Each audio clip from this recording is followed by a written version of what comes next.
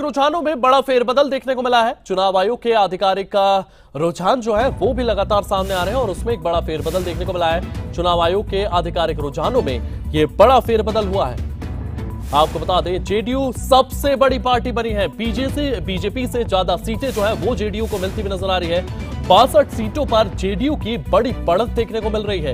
इसी के साथ 59 सीटों पर बीजेपी ने बढ़त बनाई हुई है, तो जेडीयू बीजेपी से भी आगे निकलती हुई नजर आ रही है। राजद की अगर बात करें तो राजद 34 सीटों पर, कांग्रेस 10 सीटों पर आगे नजर आ रही है। तो जेडीयू सबसे बड़ी पार्टी यहां पर नजर आ रही है। चिराग पासवान की पार्टी को 15 सीटों पर बढ़त देखने को मिल रही है। तो चुनाव आयोग की आधिकारिक वेबसाइट पर ये तमाम आंकड़े सामने आ रहे हैं। जेडीयू सबसे बड़ी पार्टी नजर आ रही है। 62 सीटों पर जेडीयू की बड़ी बढ़त देखने को मिल रही है। इसी के साथ 59 सीटों पर बीजेपी ने बढ़त बनाई। और इसी खबर को लेकर के हमारे सहयोगी विनय हमारे साथ मौजूद है। विनय, चुनाव में एनडीए एक बड़ी जीत की ओर आगे बढ़ता हुआ नजर आ रहा है। इसी के साथ सबसे चौंकाने वाली बात विनय जो यहां पर सामने आ रही है वो है जेडीयू बीजेपी से भी आगे निकलता हुआ नजर आ रहा है। देखिए, बिल्कुल यहाँ पर जेडीयू और अगर भारतीय जनता पार्टी के रुझानों की तरफ नजर डालें तो फिलहाल जेडीयू यहाँ पे भारतीय जनता पार्टी से आगे चल रही है। हालांकि ये कयास लगाए जा रहे थे कि भारतीय जनता पार्टी जेडीयू से ज़्यादा सीटें निकालेगी, लेकिन फिलहाल रुझानों का अगर हम माने तो यहाँ पे जेडीयू बढ़त है बीजेपी से। हालांकि अब चूंकि अलायंस है तो सरकार एनडीए की ही बनेगी, इसमें कोई दो राय नहीं है, क्योंकि अभी जो रुझान आ रहे हैं वो स्पष्ट कर रहे हैं कि बिहार में एक बार फिर से एनडीए की सरकार बनने जा रही है। लेकिन बीजेपी और जेडीयू में फिलहाल जेडीयू आगे चल रही है। तो कहीं ना कहीं नीतीश कुमार को लेकर जो कहा जा रहा था कि नीतीश कुमार सुशासन बाबू की छवि है, हालांकि बीच में ये भी बातें सामने आई कि नीतीश कुमार के नाम पर इस बार लोग विश्वास नहीं करेंगे। लेकिन अभी जिस तरह से रुझान आ रहे हैं उसमें जेडीयू आगे चल रही है। बीजेपी और जेडीयू का अलायंस बिहार में अब साथ ही साथ अगर हम महागठबंधन की बात करें तो महागठबंधन की तरफ से भी चुनाव प्रचार काफ़ी जोरों से किया गया। और लेकिन अभी जो रुझान आ रहे हैं उसमें महागठबंधन पिछड़ता हुआ नज़र आ रहा है। और ना सिर्फ अब से बल्कि जब से काउंटिंग शुरू हुई है तब से ही ये देखने को मिला है कि शुरू से ही एनडीए इन रुझानों में आगे चल रही है। और अभी लगातार चूंकि अब से थोड़ी देर बाद ये माना जा रहा है कि जो रुझान है परिणाम में बदलने शुरू हो जाएंगे, तब देखना होगा कि कितना एग्जैक्ट जो आंकड़ा है 2 से ढाई बजे का एक अनुमान है कि जब तस्वीर साफ होगी कि बिहार में किस राजनीतिक दल पर बिहार की जनता ने विश्वास किया है। लेकिन अभी जो आंकड़े हैं वो कहीं ना कहीं एनडीए के लिए एनडीए को खुश करने वाले हैं। और एनडीए लगातार इस बात को मान के चल रही थी कि बिहार में एक बार फिर से उनकी सरकार बनेगी। रुझानों में ही स्थिति साफ हो गई थी। रुझान ही बता रहे थे कि एनडीए बढ़त बनाएगी। और यहाँ पर सर्वे को लेकर भी तमाम एजेंसियों की तरफ से सर्वे किए गए, अलग अलग पैटर्न से सर्वे किए गए। तमाम सर्वे में एनडीए आगे दिखी। और अब जब रुझान आ रहे हैं तो लाजमी है कि बीजेपी के जो आला नेता हैं वो भी इन रुझानों से काफ़ी खुश होंगे। चिंता की बात यहाँ पे विपक्ष को है, महागठबंधन को है। आरजेडी की तरफ से कई चुनावी वादे किए गए, हर घर में नौकरी देने का, जो हर घर में सरकारी नौकरी देने की बात जो बिहार में आरजेडी की तरफ से की गई, वो लोगों को कहीं ना कहीं अतिशयोक्ति लगी। लोगों को उस पर विश्वास नहीं हुआ, क्योंकि वाकई में एक ये बहुत अजीब सा वादा था जो कि आरजेडी की तरफ से किया गया कि हर घर में सरकारी नौकरी देना, जो कि एक तरह से असंभव साबित होता है। भारतीय जनता पार्टी की तरफ से रोजगार की बात की गई, लेकिन सरकारी नौकरी हर घर में नहीं दी जाएगी, ऐसा कभी नहीं कहा कि सरकारी नौकरी हर घर में दी जाएगी। बीजेपी की तरफ से कहा गया कि रोजगार के अवसर देंगे, रोजगार बढ़ाया जाएगा। तो रोजगार एक बहुत बड़ा मुद्दा है बिहार में। और ऐसे में सभी राजनीतिक पार्टियों ने रोजगार को तवज्जो दी, अपने अपने तरीके से दी। और इसीलिए अब जिस तरह की स्थिति है वो रुझान है वो यहाँ पर आ रहे हैं। और यहाँ पे अभी फायदा सीधा सीधा बिहार में बीजेपी और जेडीयू के अलायंस एनडीए को होता हुआ दिख रहा है। विनय, यहाँ पर लगातार एमवाय समीकरण की बात की जा रही थी। मुस्लिम और यादव समीकरण आरजेडी को फायदा पहुंचाते हुए नजर आता, लेकिन कहीं ना कहीं ये एमवाय समीकरण जो है यही बदलता हुआ नजर आया है, क्योंकि महिलाएं और युवा एमवाय ये बीजेपी के पक्ष में, जेडीयू के पक्ष में वोट देते हुए नजर आए। देखिए, जो वोटिंग हुई है उसमें साफ दिखा है कि भागीदारी इस बार महिलाओं की बहुत ज़्यादा हुई है और साथ ही साथ युवाओं की बहुत ज़्यादा हुई है। वोटिंग परसेंटेज बढ़ने का कारण भी एक ये बताया जा रहा है कि महिलाओं और युवाओं ने बढ़ चढ़कर इस बार वोटिंग में हिस्सा लिया है।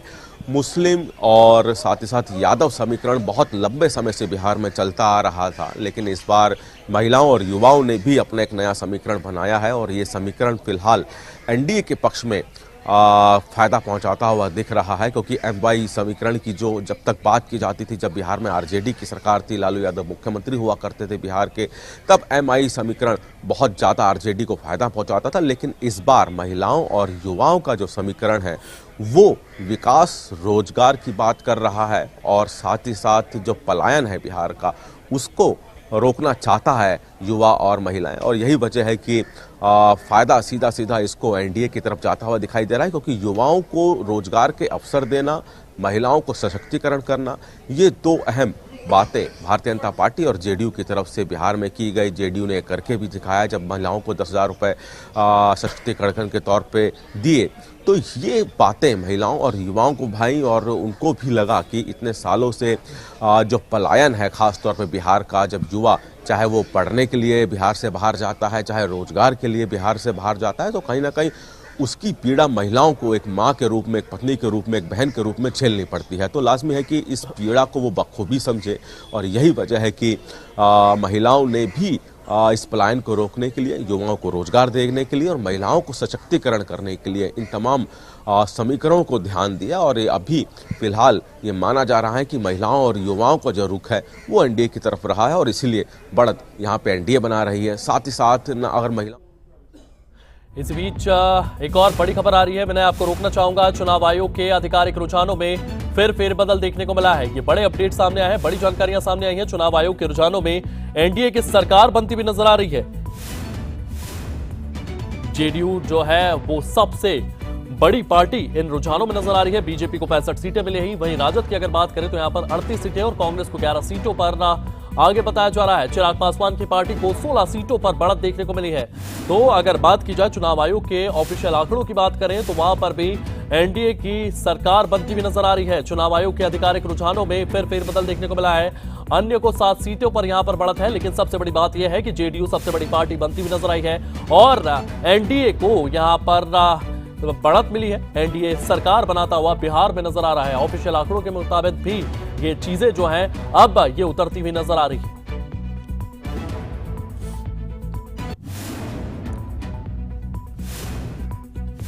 तो चुनाव आयोग के आधिकारिक रुझानों में ये बड़ा फेरबदल देखने को मिला है। आपको बता दें इन आंकड़ों के अनुसार एनडीए की सरकार बन रही है।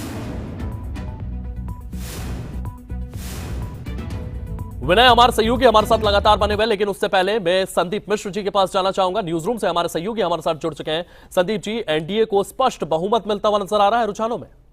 बिल्कुल, अगर आप बात करें टीवी रुझानों की बात करें तो उसमें भी नजर आ रहे हैं। अगर चुनाव आयोग के रुझानों की अगर आप बात करते हैं तो फिलहाल एनडीए को पूर्ण बहुमत 122 से ज्यादा सीटों के रुझान चुनाव आयोग भी अपनी वेबसाइट पर यह साफ तौर पर दिखा रहा है। और आपको बता दें कि जिस प्रकार से एग्जिट पोल आया हुआ था, एग्जिट पोल के जो आंकड़े थे, तमाम एजेंसियों ने जो अपने आंकड़े पेश किए थे, तकरीबन अभी फिलहाल जो रुझान आ रहा है मतगणना का वो कमोबेश उसी नजरिए से हम देख सकते हैं और उसी के आसपास कमोबेश है।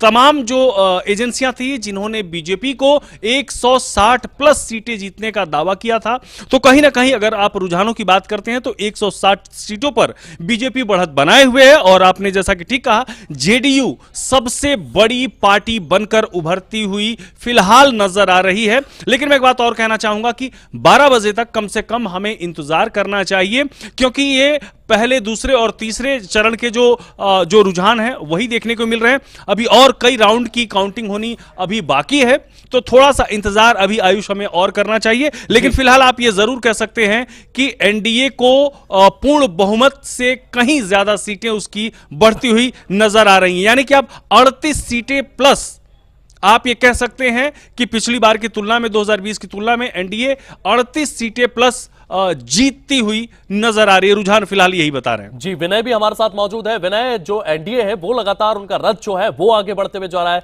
और अगर बात करें यहां पर आरजेडी की, तो आरजेडी की ओर से इस बार सीटें भी ज्यादा मांगी गई थी, उन सीटों पर उनके प्रत्याशी भी लड़ते हुए नजर आए हैं, लेकिन आरजेडी का परफॉर्मेंस जो है वो पिछले चुनाव से भी गिरता हुआ नजर आया है। इसके क्या कुछ कारण रहे हैं? वादे तो बड़े बड़े किए गए थे, महिलाओं के लिए वादे किए गए थे, युवाओं के वादे किए गए थे, लेकिन जिस तरीके से नीतीश कुमार की ओर से 10,000 रुपए जो है वो महिलाओं के खाते में डाले गए, जिस तरीके से विकास का वादा नरेंद्र मोदी की ओर से किया गया और ताबड़तोड़ रैलियां की गई, कहीं ना कहीं उसका ही परिणाम है विनय।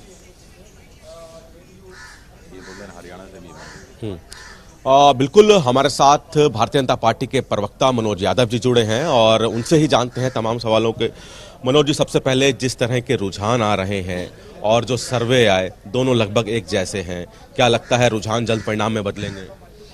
देखिए, एनडीए की 2/3 की पूर्ण बहुमत की सरकार वहां बनने जा रही है। जिस तरह से 5 पांडवों रूपी जो हमारे गठबंधन के सभी साथियों ने एकजुट होकर के समर्पण और त्याग के साथ रणनीति के तहत अपनी जो सुशासन की नीतियां है, जो वहां पर विकास की जो नीतियां हैं, उन पर मोहर लगाने के काम किया है, और जो ठगबंधन और लठबंधन है उसको नकारने का वहां की जनता ने काम किया है। जातिवाद, परिवारवाद, वंशवाद यहां नहीं चलेगा। कट्टा, करप्शन और कुशासन को नकारने का काम किया है, सुशासन पर मोहर लगाने का काम किया है, विकास पर मोहर लगाने का काम किया है, आत्मनिर्भर और सशक्त बिहार बनाने वाले की दूरदृष्टि पर मोहर लगाने का काम किया है। तो निश्चित रूप से साफ साफ दिखाता है कि किस तरह से वहां की जनता ने सुशासन बाबू की सरकार को समर्थन देने का काम किया है। पहले ही दिन से जब से भारतीय जनता पार्टी ने चुनाव बिहार में शुरू किया गया, लोगों को उस जंगल राज की याद दिलाई जो एक समय में आरजेडी की सरकार में हुआ करता था। क्या माने कि भारतीय जनता पार्टी के इस जंगल राज की जो याद दिलाई वो बिहार की जनता को याद आ गया? अच्छा, ये बताइए, जिनके डीएनए में जंगल राज रहा है, एक ही राज था उनके समय में, आपने देखा होगा जंगल राज। एक ही उद्योग उनके समय चलता था, किडनैपिंग उद्योग चलता था। एक ही कारोबार था, कपले घोटालों का कारोबार, तो अलकतरा घोटाला, तो यूरिया घोटाला, तो जमीन घोटाला, तो चारा घोटाला। इतिहास की चीजें भी याद दिलानी चाहिए, लेकिन उनके डीएनए में अभी भी वही है। आपने देखा कि किस तरह से बच्चा है, मंच पर खड़ा होता है, बोलता है कि आज तो हम डंडा लेकर के चलते हैं, तेजस्वी भैया की सरकार है कि हम कट्टा लेकर के चलेंगे।